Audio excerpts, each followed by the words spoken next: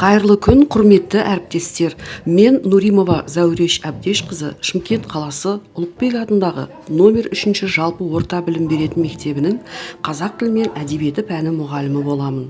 Үздік педагог конкурсына қатысушы ретінде 9-д сынып оқушылармен сабақ өттім. Әрине, 45 минуттық сабақты 15 минутқа сыйғызу мүмкін емес. Сондықтан да сабақтың әр кезеңіне түсіндірме аудио жазбасын қосуды жөн көрдім.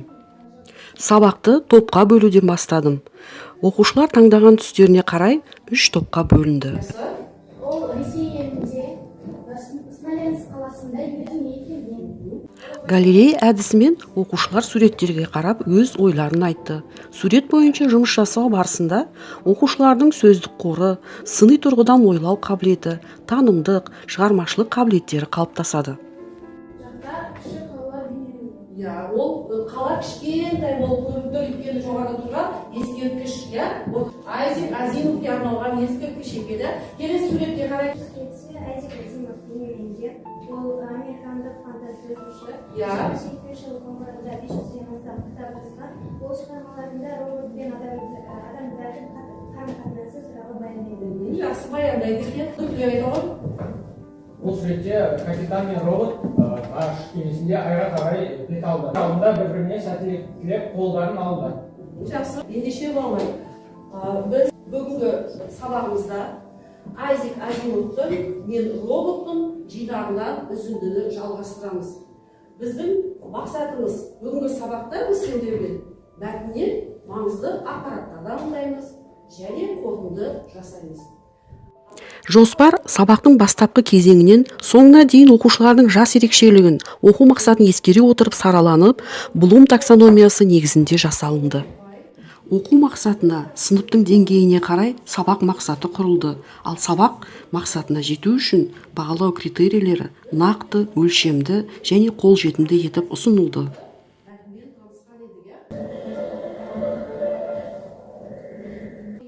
Үй тапсырмасы сәйкестендіру әдісімен сұралды.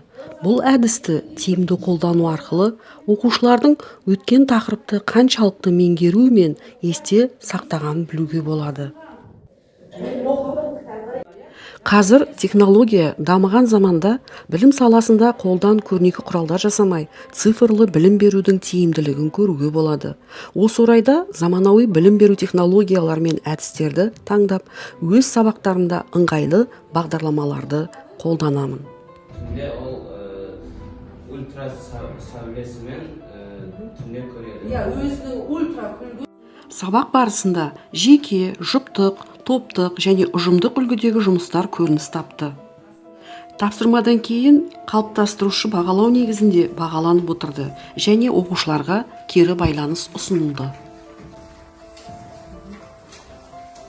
Балалар, бұл тапсырманы орындаған кезінде біз неге сүйенеміз?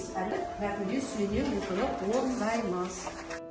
Топтық жұмыста бірінші топ суретшілер мәтін мазмұны бойынша 4-5 тірек сөз жазып суретін салса, екінші топ әдебиетшілер тобы мәтіндегі кейіпкерлерге мінездеме берді.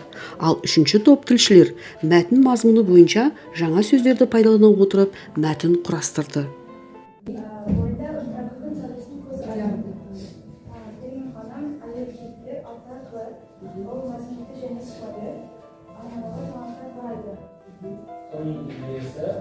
Төлеге қорқады, төлеге өз жазбасын білдіреді.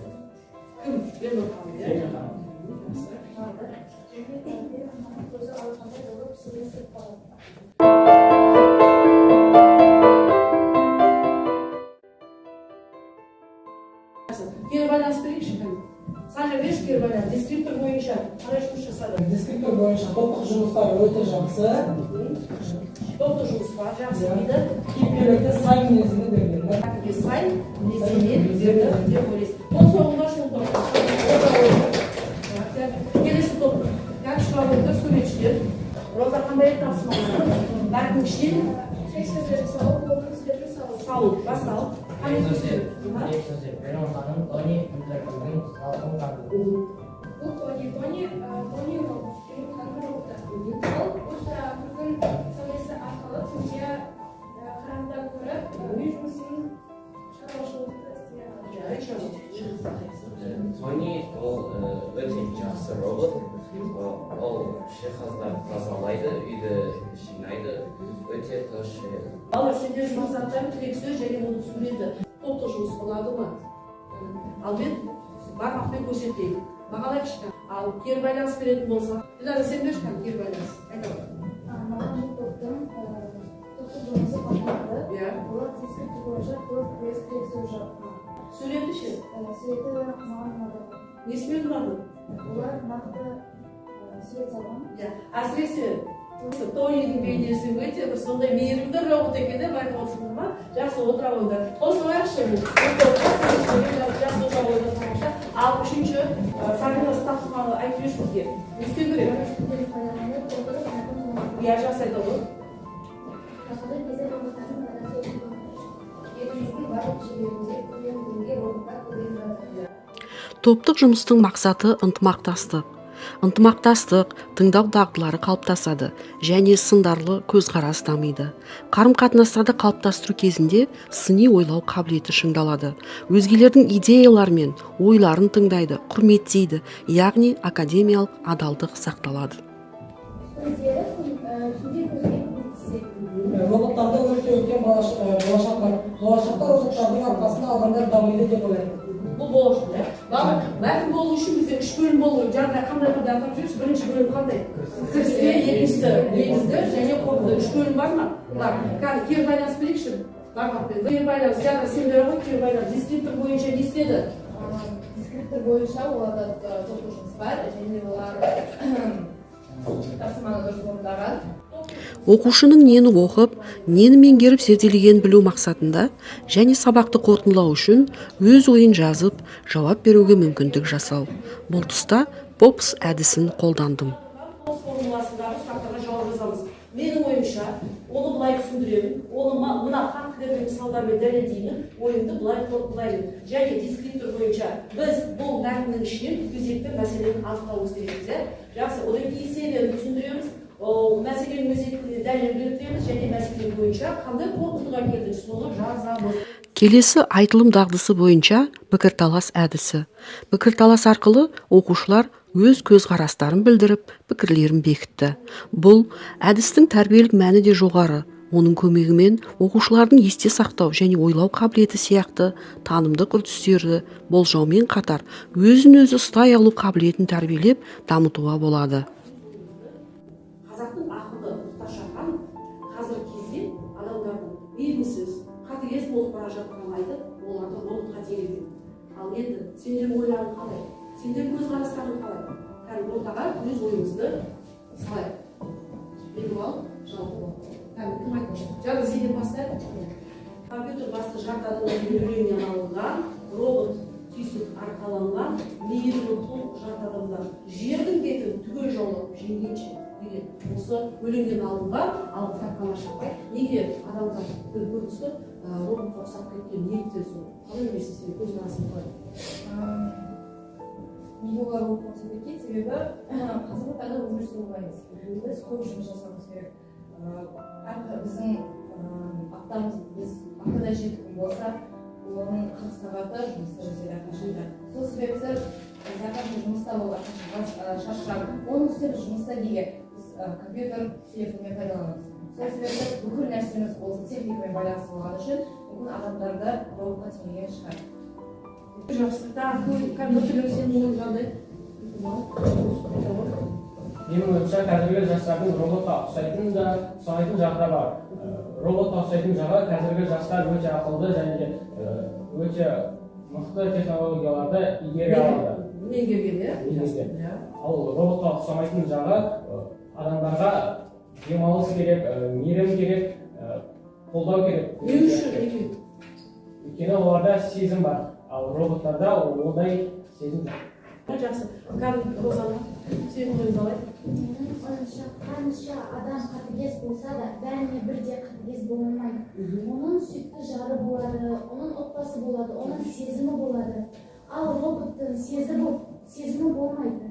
Ол ауыр, қауіпті жұмыстарды істей алады. Ал адамдар өз өмірінен қауіп сезгенде қорқады. Жақсы. Мәселен қалай? Менің ойымша соңғы кездері адамдар қатыгез болып және адамгершілігі жоқ болып кетті. Олай ойлаған себебім адамдар бір-бірін сыйламайды және өз пайдасын ойлайды. Түсінігінде жоқ. Және де адамдар бір-біріне қол ұшын беріп сөйлейді. Ондай жағдайларда кездеседі, жақсы кім ойымен көрсе Дилназ айта ғой.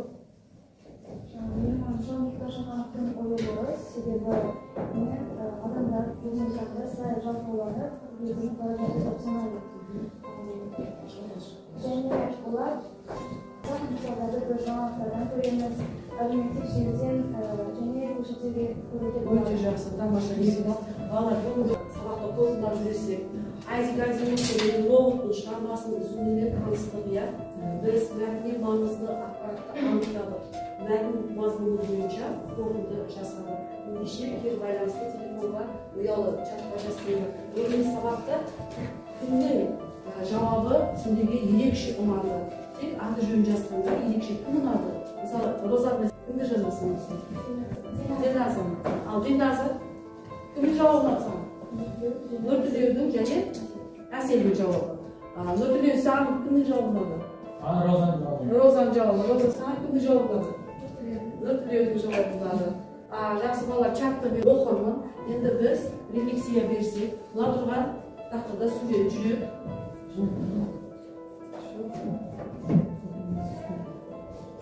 Ақыл, ми, яғни және қол. Абайдың 17-ші қара сөзінде осы жүрек, ақыл, қайрат туралы жазылған екен. Және өлеңінде былай дейді: ақыл, қайрат, жүректі бірдей ұстап, сонда толық боласың, елден бөлек демекші. Бүгінгі сабақта сендер осы үш нәрсенің қайсысын пайдалайсың? Егер жүрек болса, жүрегіңе сабақта сен қандай қасиет алдың? Сендерге жаза қойыңдар. Екінші бізде ақыл. Бүгінгі сабақта сендер өздерің ақылдарын қандай ақыл қостыңдар, қандай білім алдыңдар және қандай тәрбие алдыңдар, Ал үшінші бізде қол. Қолмен қалай жұмыс жасады, не жазды, сол туралы жазып, ортаға шығып, жерге өздерінің жазған ойларыңды жазып тастаңдар. Балалар, жарай ма?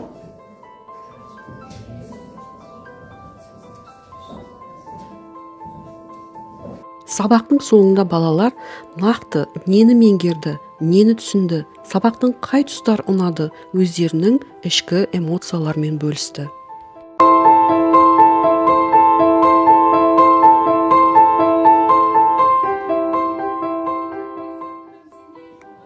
Сабақ өз мақсатына жетті деп ойлаймын. Оқу орыс тілінде жүретін сыныптарында оқушылардың тілді үйренуге ынтасын, құмарлық сезімін ояту мұғалімге қойылатын басты талаптарының бірі.